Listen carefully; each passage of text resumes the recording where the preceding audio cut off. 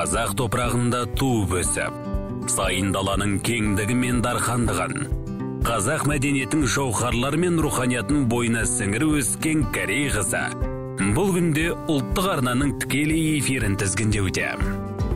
Ол қазақ тілін үйреніп қана қоймай, сонымен қатар шырайлы, тегеурінді сөздер арқылы барша көрерменнің ыстық ықыласына бөленді. Өзі де таңмен таласа оянған, кез келген иісі қазақтың шаңырағын шаттыққа бөледі.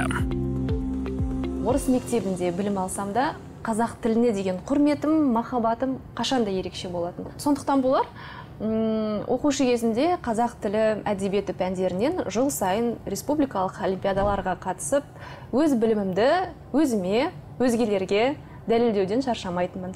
Қазір бәрін білем, тойдым деп айтпаймын. Білетінім 9, білмейтінім 99. Тіл ол үлкен дүние, сондықтан оны толық 100% меңгеру ешқашанда мүмкін емес деп ойлаймын. Күн сайын білімімді толықтырумен әлі де айналсам.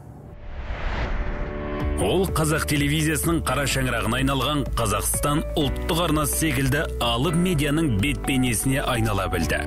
Көпұлтты елімізде кәсіби қызметті табысты атқару үшін мемлекеттік тілді жетік меңгерудің маңыздылығын арттыра түсті. Тіпті жас буынның өзіне қарап өсетін болмасын қалыптастыра алды. Қазақ тілінің деңгейі бұл күнде едәуір көтеріліп келе жатқаны мені қатты қуантады. Оған бәріміз де куәміз. Жақын уақытта латын графикасына құрылған қазақ әліпбиіне ауыспақшымыз. Бұл мен үшін жақсы жаңалықтардың бірі болып десем, қателеспеймін. Себебі абайдың тілі әлемдік аренада естіліп жатса, құба-құп емес пе? Ал біз қолданатын, жазып жүрген тіл технология тіліне айналса ше, онда тіптен керемет. Мынау біздің жарық студиямыз. Эфир таңғы 7-де басталады, бірақ біз ертерек келеміз, себебі дайындық керек. Таңшолпанда жұмыс дегенме шамамен 8 жыл уақыттан асты. Таң атпай көпшілікке жақсы хабарлар жеткізу, таңғы позитив сыйлау, бұл бір үлкен философия.